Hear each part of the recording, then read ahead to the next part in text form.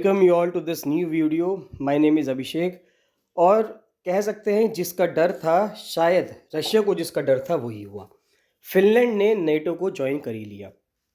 Ukraine पे जो Russia ने हमला किया था वो इसी वजह से किया था क्योंकि यूक्रेन ये चाहता था कि वो नाटो का मेंबर बन जाए और नाटो की फोर्सेस यूक्रेन को सर्व करें या यूक्रेन के बॉर्डर पर रहें। यूक्रेन एक ऐसा देश था जो बहुत ज़्यादा सीमा रशिया के साथ लगाता था। उसी प्रकार से फिनलैंड ने अब नेटो को ज्वाइन कर लिया है और फिनलैंड का भी बहुत बड़ा बॉर्डर जो है वो रशिया को टच करता है, करीब करीब 1340 किलोमीटर लंबा। तो अभी कल ही के दिन यानी कि 4 अप्रैल 2023 को ये डेवलपमेंट हुआ है। इंटरनेशनली हम देखें तो बहुत ही एक सिग्निफिकेंट न्यूज़ है कि फिनलैंड ने नेटो को ज्वाइन कर लिया है और फिनलैंड ज्वाइंस नेटो इन हिस्टोरिक शिफ्ट। रशिया ने थ्रेटन किया है काउंटर मेजर्स के लिए, यानी कि रशिया बार बार ये कहता आया है। अभी स्वीडन ने भी एप्लीकेशन डाल रखी है। स्वीडन की एप्लीकेशन को टर्की या तुर्कीये जो अब उसका नाम हो गया है टर्कीये और हंगेरी ने उसको भी रोक रखा है। अगर वहाँ से वो पास आउट हो जाती है तो स्वीडन भी मेंबर बन जाएगा। तो फिनलैंड अभी 31वां मेंबर बन गया है नेटो का। तो ये एक हिस्टोरिक डील साइन हुई है। आप देख सकते हैं यहाँ पे 3 फ्लैग्स हैं। ये नेटो का फ्लैग है, ये फिनलैंड का फ्लैग है और ये यूरोपियन यूनियन का फ्लैग है। जहाँ पर कल ब्रसल्स में नेटो का हेडक्वार्टर जहाँ पर है वहाँ पर डील साइन हुई और सक्सेसफुली फिनलैंड को 31वां मेंबर बना दिया गया नेटो का। तो अगर हम देखें तो ये स्टेटमेंट दिया है president of Republic of Finland ने। तो फिनलैंड ने जो नेटो की मेंबरशिप ली है उस पर ये स्टेटमेंट दिया गया है। और इस स्टेटमेंट की एक लाइन बहुत इंपॉर्टेंट है, वो आपको समझनी होगी। उन्होंने कहा है कि Finland has today become a member of the defence alliance NATO. और इसकी अगली लाइन बहुत इंपॉर्टेंट है कि era of military non alignment. अभी तक फिनलैंड नॉन अलाइनमेंट की पॉलिसी पे चलता रहा है जिस तरह से भारत चलता रहा है, लेकिन अब फाइनली फिनलैंड ने एक ब्लॉक ज्वाइन कर लिया नेटो का, जो कि 1949 में बना था, सेकेंड वर्ल्ड वॉर के बाद, कोल्ड वॉर के टाइम पर। तो जो यूएसए के साथ थे, वेस्ट के देश थे, उन्होंने नेटो ग्रुप को बनाया था 1949, 4 अप्रैल, कल ही के दिन बनाया गया था 4 अप्रैल 1949 में। और जो देश रशिया या सोवियत यूनियन के साइड थे उन्होंने वॉर्सो पैक्ट बनाया था। तो जो नॉन अलाइनमेंट की पॉलिसी फिनलैंड इतने टाइम से लेके चल रहा था वो फाइनली एंड हो गई है और एक नया एरा शुरू हुआ है, ये कहना है स्टेटमेंट में प्रेसिडेंट के रिपब्लिक ऑफ फिनलैंड के।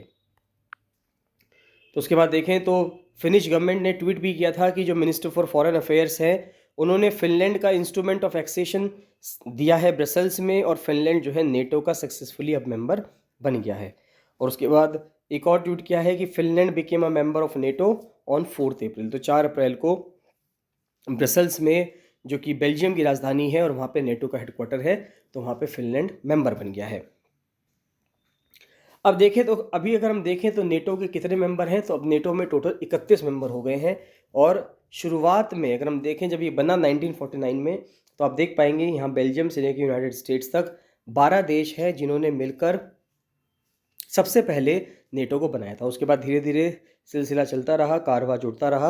अलग अलग देश जैसे कि टर्की 1952 में जुड़ा, जर्मनी 1955 में जुड़ा, स्पेन 1982 में, और ऐसे करते करते फिर 1999 के बाद तो काफ़ी ज़्यादा इसमें एक्सपेंशन होता है और फाइनली फिनलैंड 2023 में बनता है इसका 31वां न्यूएस्ट मेंबर। इसके बाद यानी कि इससे पहले अभी नॉर्थ मैसेडोनिया बना था और फिनलैंड के बाद अब उम्मीद है कि स्वीडन बन सकता है। तो अगर हम देखें तो फिनलैंड ने नेटो को ज्वाइन कर लिया है, 31वां कंट्री बन गया है। 1340 किलोमीटर की बाउंड्री है जो फिनलैंड रशिया के साथ शेयर करता है। ये अपने आप में एक बहुत ही बड़ी और कॉम्प्लिकेटेड चीज़ है।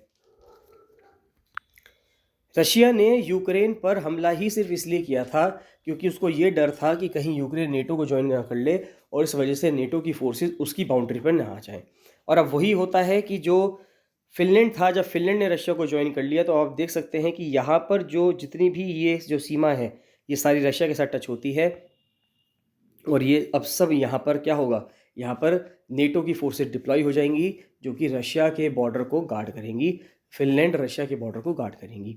तो मई 2022 में अगर हम देखें तो स्वीडन और फिनलैंड ने अपनी अपनी बिड को सबमिट किया नेटो में ज्वाइन होने के लिए। क्योंकि इससे पहले हम देखें 24 फरवरी 2022 में रशिया ने यूक्रेन पे हमला किया था और रशिया ने यूक्रेन पे जो युद्ध था वो स्टार्ट कर दिया था।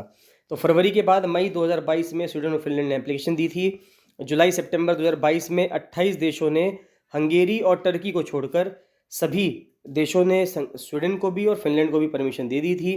फिर टर्की की पार्लियामेंट ने फिनलैंड की नेटो की मेंबरशिप अभी मार्च 2023 में रेटिफाई करी, और अप्रैल 2023 यानी कि 4 अप्रैल 2023 में फिनलैंड ने फॉर्मली नेटो को ज्वाइन कर लिया है।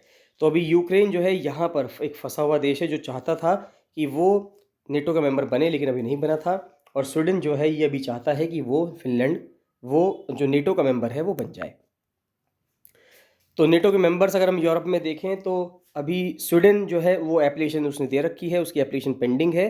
और ये जो नया देश बना है, ये 1991 के बाद जो देश जो सब जुड़े हैं ये वो हैं। इसमें से लेटेस्ट मेंबर ये है जो फिनलैंड है, जिसने 4 अप्रैल 2023 में ज्वाइन किया है। उसके बाद अगर हम देखेंगे तो नया बॉर्डर जो अगर हम नाटो के साथ देखें तो ये इंपॉर्टेंट है। देखिए, रशिया के साथ नेटो का बॉर्डर देखते हैं।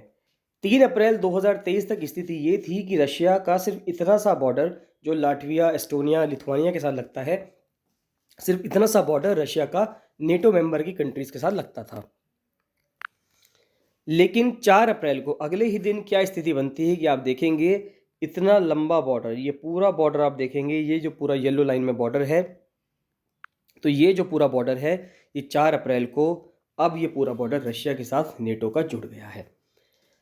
अगर हम देखें नेटो के बारे में देखें तो नेटो की जो फॉर्मेशन है वो कब हुआ था, वो 4 अप्रैल 1949 यानी कि 74 साल पहले। अपना में एक मिलिट्री अलायंस है, हेडक्वार्टर है इसके ब्रसल्स बेल्जियम में। अब 31 देश इसमें हो गए हैं। ऑफिशियल लैंग्वेज है इसकी इंग्लिश और फ्रेंच। और इसके सेक्रेटरी जनरल इस टाइम पे कौन है, जेंस स्टोलनबर्ग हैं। अब इम्पॉर्टेंट चीज़ ये है कि नेटो का काम क्या है। अगर हम नेटो का काम देखें तो यानी कि फिनलैंड के लिए इससे हुआ क्या है, फिनलैंड को इससे फ़ायदा क्या मिला है, what it means for Finland. इससे ये फ़ायदा होता है कि नेटो के अंदर एक आर्टिकल 5 है इसके चार्टर में। आर्टिकल 5 ये कहता है कि अगर किसी एक देश पर हमला होगा तो ये माना जाएगा कि पूरे के पूरे 31 अब जो देश हो गए हैं उन पर हमला हुआ है। तो आप समझ सकते हैं कि अगर एक फिनलैंड जो एक छोटा सा देश है, या लग्जमबर्ग जो एक छोटा सा देश है, अगर उस पर हमला होता है तो ये माना जाएगा कि यूएसए पर भी हमला हुआ है। और यूएसए और साथ में जितनी भी फोर्सेस हैं, जितने भी देश हैं, सब देश उस दुश्मन से लड़ेंगे या उस देश से लड़ेंगे जो देश ने हमला किया है लग्जमबर्ग पर या फिनलैंड पर या किसी भी इन 30-31 देशों में से किसी भी देश पर। तो अपना में एक बहुत ही कॉम्प्लेक्स एक स्ट्रक्चर है, सिक्योरिटी अलायंस है, जिसको ज्वाइन कर रहा है फिनलैंड। तो फिनलैंड की जो नेटो मेंबरशिप है वो उसको गारंटी करती है कि नॉर्दर्न यूरोप का जो ये नेशन है उसको अटैक होने पर जितने भी देश हैं, 30 या 31 देश जैसे हो गए हैं, सभी देशों की फोर्सेस जो हैं उसको प्रोटेक्ट करेंगी। तो नेटो का जो आर्टिकल 5 का जो प्रिंसिपल है वो यही कहता है कि अगर उस पर अटैक होता है तो नेटो की फोर्सेस, नेटो ये मानेगा कि नेटो के ऊपर अटैक हुआ है, नेटो के सभी देशों के ऊपर अटैक हुआ है, और सभी देशों की फोर्सेस जो हैं उस देश से लड़ेंगी जिस देश ने हमला किया है। अगर हम प्राइम मिनिस्टर देखें तो इस टाइम पे प्राइम मिनिस्टर हैं सना मारिन, जो कि ट्रेंडिंग में चल रहे हैं। फिनलैंड की कैपिटल है हेलसिंकी। पॉपुलेशन मात्र 55 लाख है। आप देख सकते हैं कि उत्तराखंड, अगर एज अ स्टेट मैं कहूँ तो उत्तराखंड एज अ स्टेट की पॉपुलेशन 2011 सेंसस के हिसाब से 1,86,000 है, और यहाँ पर 2021 के हिसाब से इनकी पॉपुलेशन सिर्फ 55 लैक्स है। फिनलैंड की जो ऑफिशियल लैंग्वेज है वो फिनिश और स्वीडिश है। अब बात यहाँ पे ये भी आती है कि ऐसा क्या है स्वीडन की एप्लीकेशन को जो टर्की परमिशन नहीं दे रहा है। अब देखिए, नेटो का मेंबर बनने के लिए फिनलैंड की जब एप्लीकेशन टर्की ने लास्ट मंथ मार्च में, यानी कि जब उसको रेटिफाई किया, तो उसने ये भी कहा, उससे पहले भी हालांकि रीज़न आ चुका है कि टर्की और हंगेरी इसलिए नहीं कर रहा क्योंकि स्वीडन ने टर्की पे ये इल्ज़ाम लगाया था कि वो, या टर्की ये कहता है कि स्वीडिश जो लोग हैं वो कुर्दिश मिलिटेंट्स के साथ हैं। कुर्दिस्तान एक जगह है, या कुर्द एक एथनिसिटी के लोग हैं जो मांगते हैं कि उन्हें कुर्दिस्तान देना चाहिए, जो कि टर्की का कुछ एरिया मांगते हैं।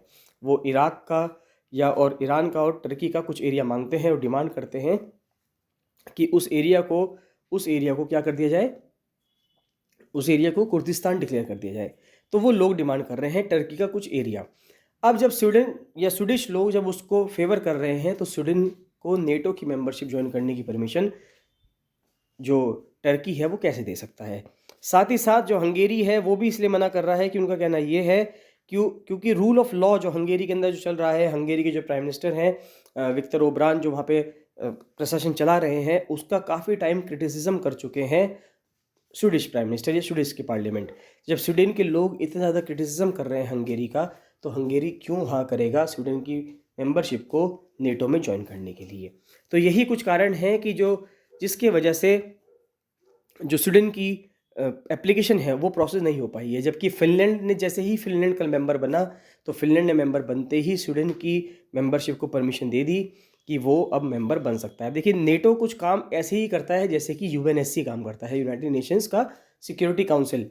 जैसे सिक्योरिटी काउंसिल में एक वीटो पावर है, उसी प्रकार से नया मेंबर बनने के लिए नेटो में ये एक प्रोविज़न है कि जितने भी मेंबर्स हैं नेटो के, वो सभी इंडिविजुअली हाँ करेंगे, तभी किसी पर्सन को, यानी कि किसी कंट्री को मेंबर बनाया जाएगा नेटो का। तो गाइज़, उम्मीद करता हूँ कि आपको समझ में आया होगा कि क्या नेटो का कॉन्सेप्ट है, नेटो में इस टाइम पे कितने देश हैं, फिनलैंड नया देश बन गया है, नेटो कब बना था, क्यों बना था। तो ऐसे करके आप समझ गए होंगे, आपको एक पृष्ठभूमि या बैकग्राउंड आपको समझ में आया होगा कि देश में विदेश में क्या हो रहा है। अगर आपको वीडियो पसंद आ रही है तो वीडियो को लाइक एंड शेयर जरूर कीजिएगा, और इसको लाइक जरूर कीजिएगा, जिससे कि ये जो मोटिवेशन है वो मिलता रहे और ऐसी वीडियोज़ लगातार आती रहे। चलिए, बाकी मिलते हैं नेक्स्ट वीडियो में। So thank you and bye bye.